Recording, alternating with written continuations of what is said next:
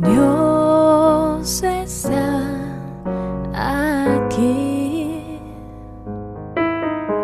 tan cierto como el aire que respiro. Nuestro tema es el misterio de la iglesia en su primera parte.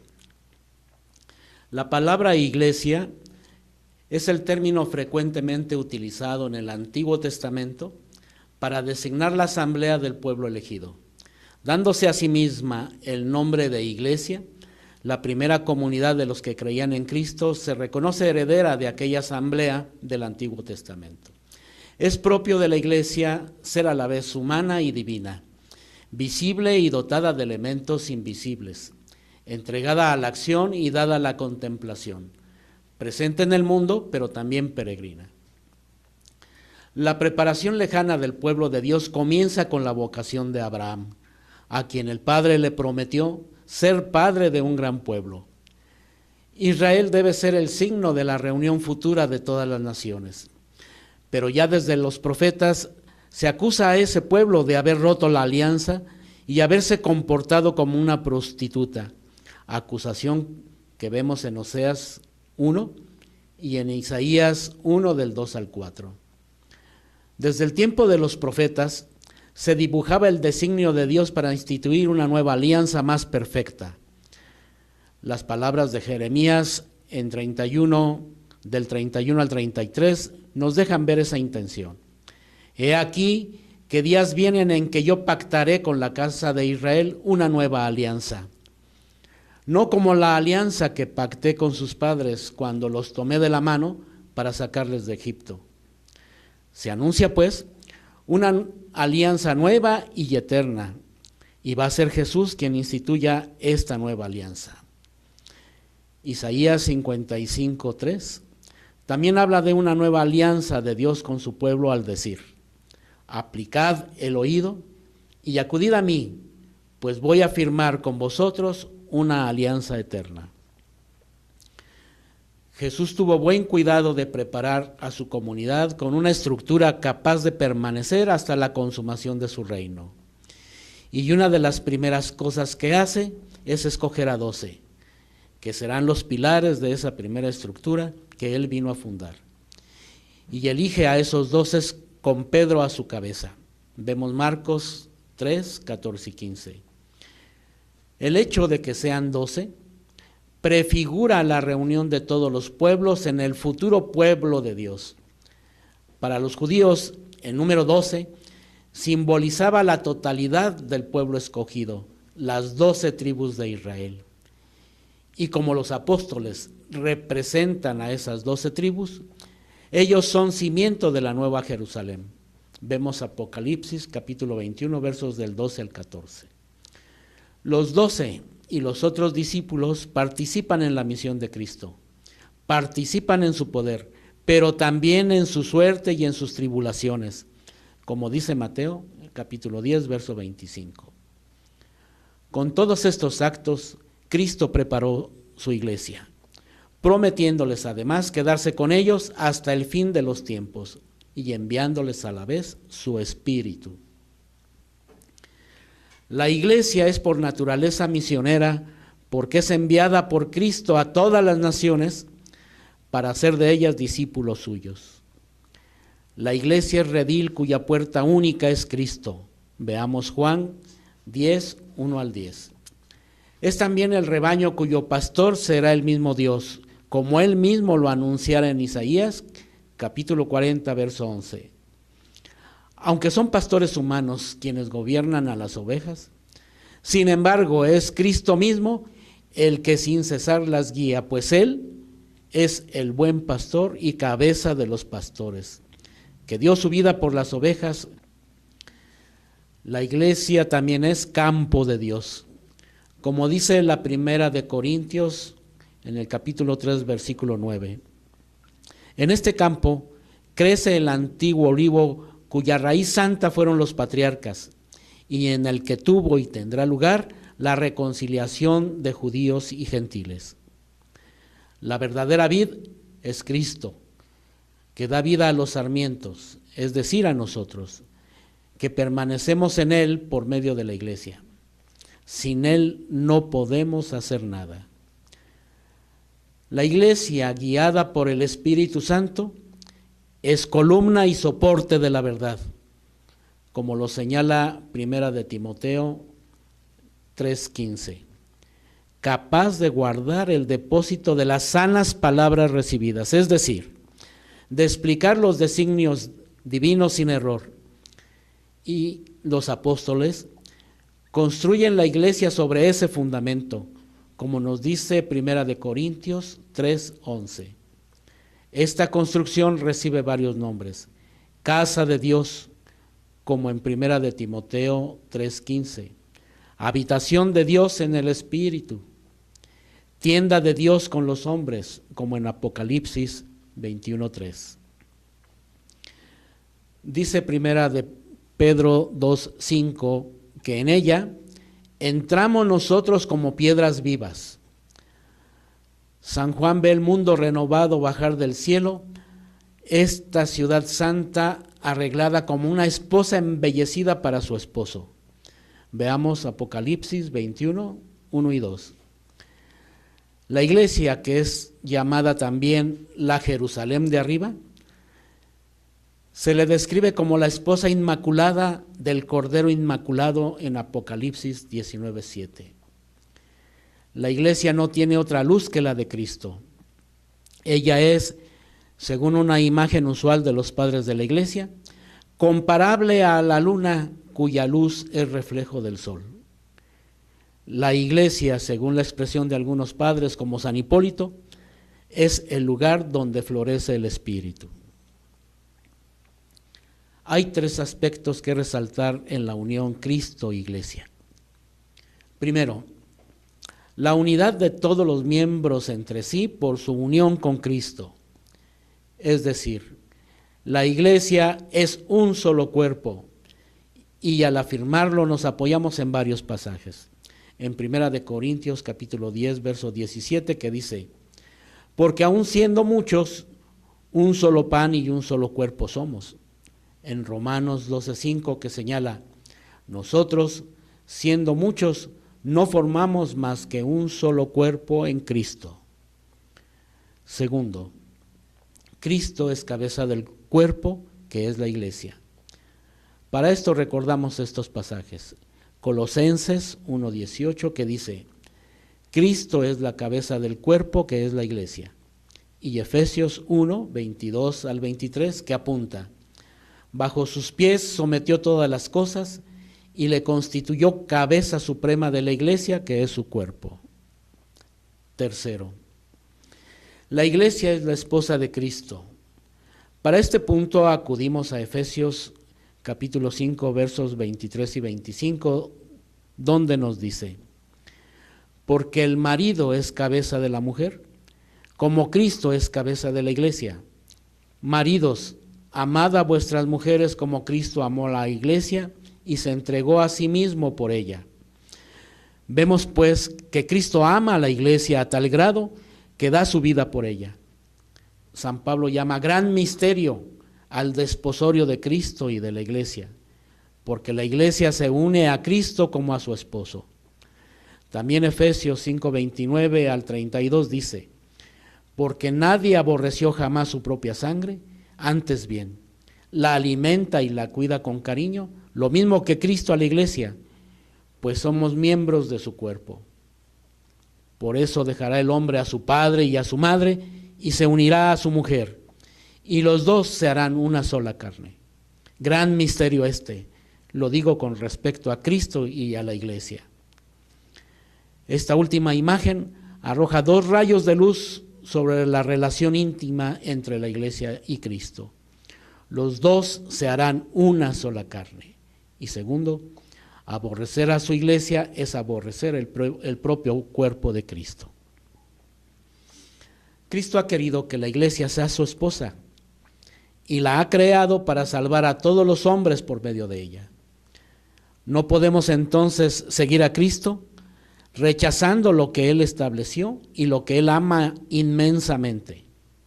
Tenemos que aceptar su iglesia como Él la quiso y la estableció, y no forjarnos otra idea de iglesia ajena a la Biblia para después sentirnos con derecho de fundar nuestra propia iglesia, pues apartados del tronco nos sucederá lo mismo que a tantos grupos, que cada uno inventa su propia organización e interpreta la Escritura a su modo, cayendo entre ellos en 1000 contradicciones de interpretación.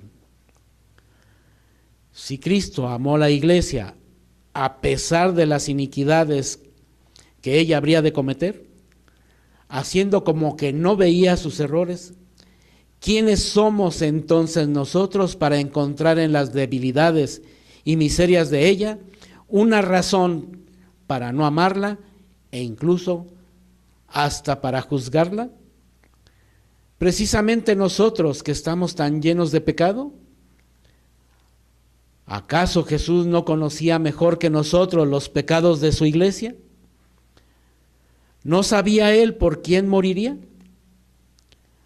¿No sabía que entre sus discípulos uno le traicionaría, otro le negaría y todos huirían al ser aprendido?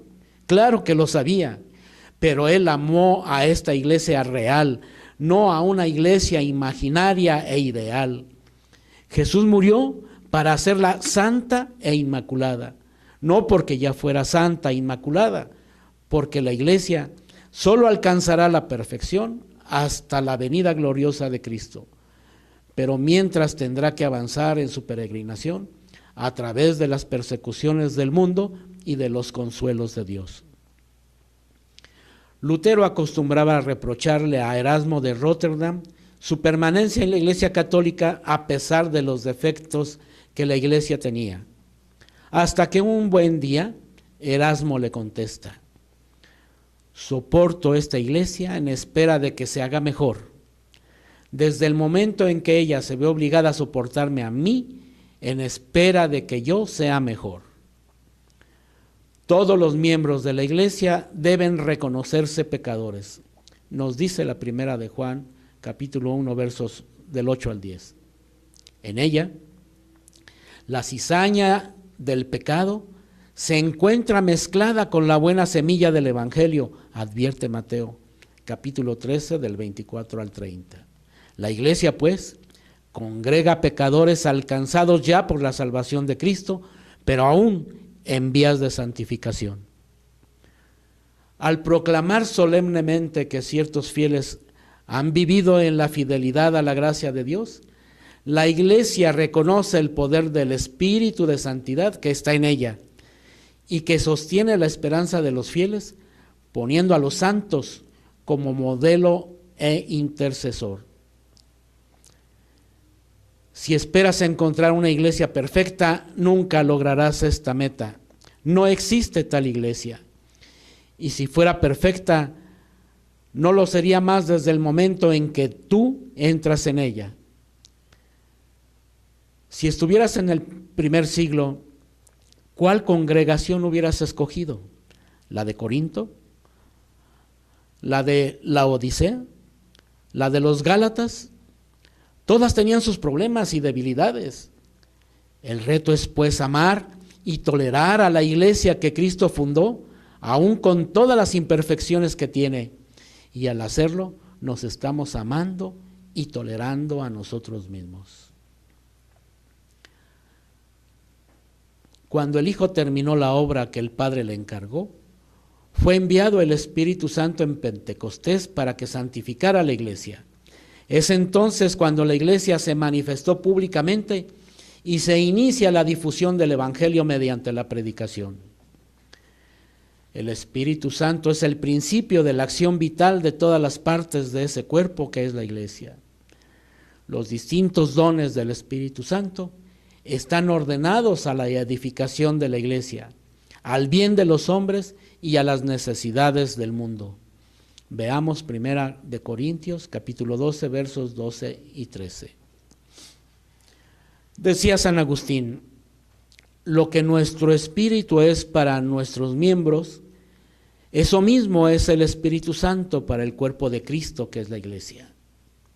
A este Espíritu de Cristo ha de atribuirse también el que todas las partes del cuerpo estén íntimamente unidas, tanto entre sí como con su excelsa cabeza, puesto que está todo Él en la cabeza, todo en el cuerpo y todo en cada uno de los miembros.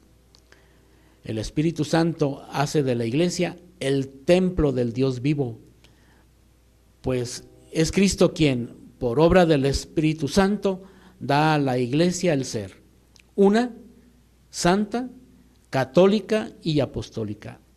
Y Él es también quien la llama a ejercitar cada una de estas cualidades. Solo la fe puede reconocer que la iglesia posee estas propiedades por su origen divino. Ha sido el Espíritu Santo el que ha dotado de santidad a la iglesia.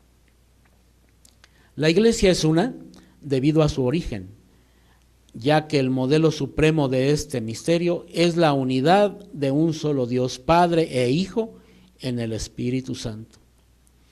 La iglesia es una debido a su fundador, pues el Hijo encarnado reconcilió a todos los hombres con Dios. La iglesia es también una debido a su alma, pues el Espíritu Santo llena y gobierna a toda la iglesia y une a todos en Cristo tan íntimamente que es el principio de la unidad de la iglesia. Jesús creó una sola iglesia cuando dijo: y habrá un solo rebaño, un solo pastor. La iglesia es a la vez santa, dice Efesios 5:25.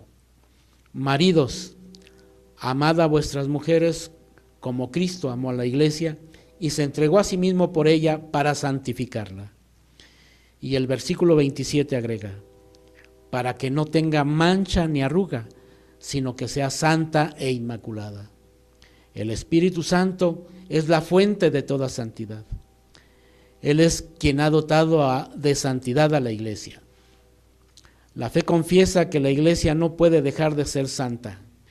Comenta el número 39 del documento Luz de las Gentes: Cristo, a quien con el Padre y con el Espíritu se proclama el solo santo, amó a su iglesia como a su esposa, se entregó a ella para santificarla y la llenó del don del Espíritu Santo.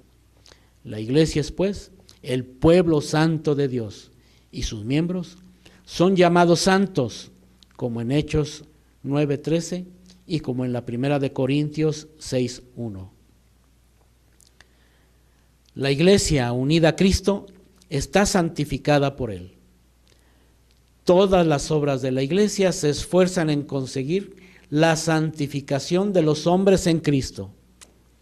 En la palabra santa es donde la gente de nuestro tiempo encuentra problema. Creemos que la iglesia es santa no porque todos sus miembros sean perfectos que viven en absoluta santidad. Lo que creemos es que Dios puede hacer a una persona santa sin importar cuál fuera la condición original de esa persona. Al formar una iglesia de gente imperfecta y pecadora, Dios hace evidente esta paradoja. Su santidad mora en medio de la más notoria imperfección.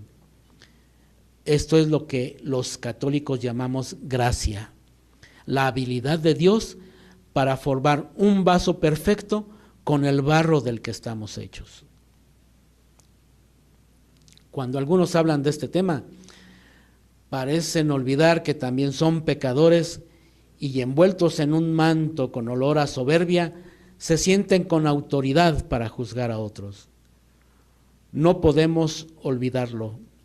Todos somos pecadores. Dice la primera de Juan, capítulo 1, versos del 8 al 10. Si decimos no tenemos pecado, nos engañamos y la verdad no está en nosotros. Así es, si decimos no hemos pecado, hacemos mentiroso a Jesús y su palabra no está en nosotros. Así pues, quien actúa con soberbia, con esa actitud, justamente se pone fuera del alcance de la misericordia.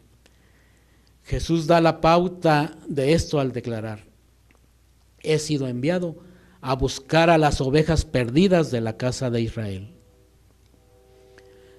Se nos ha olvidado que Jesús parecía disfrutar de la compañía de los condenados por la sociedad de aquel tiempo. Ejemplos hay muchos: Mateo, Zaqueo, la samaritana, los pecadores que comieron con él en la casa de Leví, la mujer que lavó sus pies, etc. Jesús atraía a los pecadores y los iniciaba en los caminos de la santidad.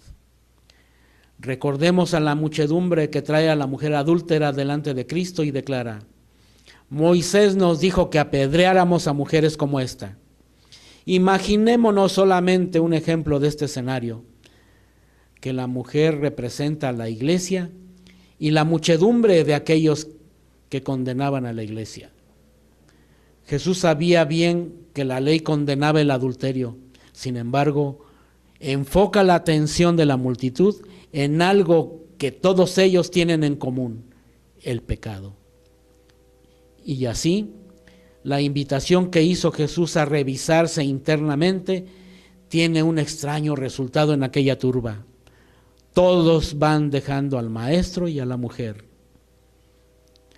Después Jesús pronuncia su juicio: yo tampoco te condeno, vete en paz y ya no peques.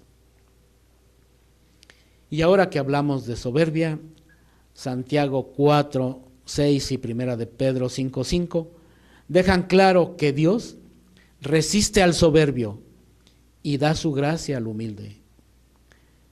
El Antiguo Testamento también tiene palabras muy duras para los soberbios, como en la segunda de Macabeos 7:36, en el Salmo 94:2, en el Salmo 138:6, en Proverbios 15:25, en Amós 6:8, etc.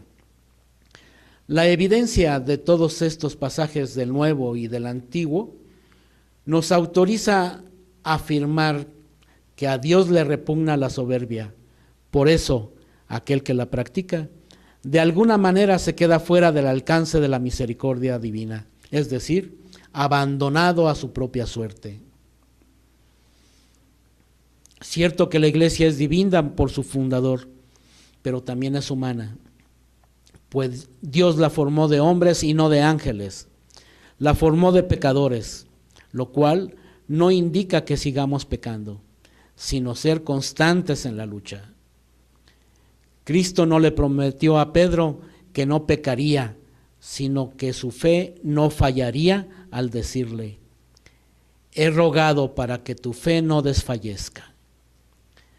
Cristo sabía que uno de los 12 lo traicionaría, otro lo negaría y los 12 lo abandonarían en los momentos cercanos a su muerte. Y sin embargo, eso no cambió su elección por los 12. ¿Por qué no escogió una iglesia perfecta? No fue una decisión ociosa o a la ligera, sino un ser congruente con una constante bíblica. Dios siempre se ha valido de lo débil, de lo pobre, de lo pequeño. En el Antiguo Testamento hay muchos pasajes en Isaías, Jeremías y otros profetas como Oseas que acusan a Israel de haber roto la alianza, y en donde Dios se siente encolerizado por los repetidos pecados de su pueblo. Y nos preguntamos, ¿Dios desistió de continuar su plan salvífico debido a esos pecados? Claro que no, todo lo contrario. Una y otra vez le perdonaba, una y otra vez renovaba su alianza amorosa. ¿Qué sucedió, por ejemplo, en el destierro a Babilonia, cuando el pueblo andaba lejos de la santidad que Yahvé esperaba? Todo parecía indicar que el pueblo escogido llegaba a su fin. Ya no tenían templo, ni arca, ni culto, ni tierra, y su moral totalmente devastada. Sin embargo, en una impresionante visión, El profeta Ezequiel contempla cómo la gloria de Yahvé abandona el templo y se instala junto a los desterrados. En cierto modo, Yahvé se destierra con los desterrados y después realiza un nuevo éxodo con los prodigios que eclipsarán los del primer éxodo, valiéndose de Ciro, rey de Persia, que se apiada de Israel y lo deja regresar a su tierra. Veamos Ezequiel 37, del 1 al 14. En dos palabras, Dios no podía fallar a sus promesas. Y Romanos 11, 29 nos lo recuerda cuando dice: en Dios no cabe arrepentimiento de los dones que otorga. La segunda parte de este tema, el misterio de la iglesia, será abordado en la siguiente sesión. Por lo pronto, hagamos un resumen del tema. La palabra iglesia es utilizada en el Antiguo Testamento para designar la asamblea del pueblo escogido de Dios en presencia de Dios. Dándose a sí misma el nombre de iglesia, la primera comunidad cristiana se reconoce heredera de aquella asamblea del Antiguo Testamento. La iglesia, guiada por el Espíritu Santo, es columna y soporte de la verdad, como dice Primera de Timoteo 3:15, capaz de guardar el depósito de las sanas palabras recibidas.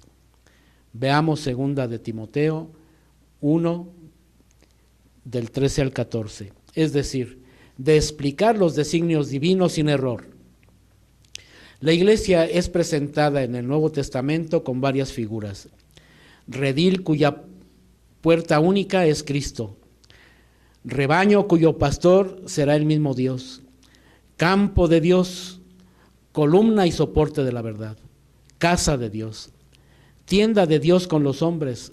Templo santo, etc. La iglesia, que es llamada también Jerusalén de arriba y Madre nuestra, se le describe como la esposa inmaculada del Cordero Inmaculado en Apocalipsis 19:7. Jesús dotó a su comunidad de una estructura que permaneciera hasta la consumación del reino. Escoge a sus 12 apóstoles para que sean los pilares de esa primera estructura que permanecerá hasta la consumación de su reino. La iglesia es un solo cuerpo, dice Romanos 12:5. Siendo muchos, formamos un solo cuerpo en Cristo. Cristo es cabeza del cuerpo, que es la iglesia. Dice Efesios capítulo 1, versos 22 al 23. Bajo sus pies sometió todas las cosas y le constituyó cabeza suprema de la iglesia. La iglesia es la esposa de Cristo, dice Efesios 5:23. El marido es cabeza de la mujer, como Cristo es cabeza de la iglesia.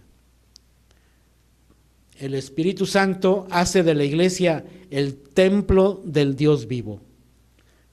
Este Espíritu Santo da a la iglesia el ser una, santa, católica y apostólica.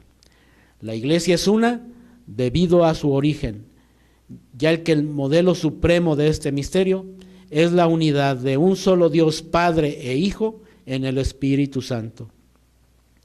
Jesús creó una sola iglesia cuando dijo: habrá un solo rebaño, un solo pastor. La iglesia es santa, dice Efesios 5:25.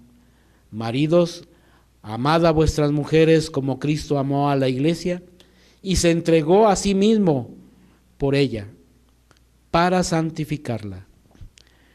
La iglesia es el pueblo santo de Dios y sus miembros son llamados santos, como en Hechos 9, capítulo 9, verso 13. Y en la primera de Corintios 6:1. La iglesia no es algo abstracto. La iglesia somos nosotros, los laicos y los pastores. Los invitamos a responder en equipo las preguntas que aquí aparecen. Dios está aquí, tan cierto como el aire que respiro, tan cierto como la mañana se levanta.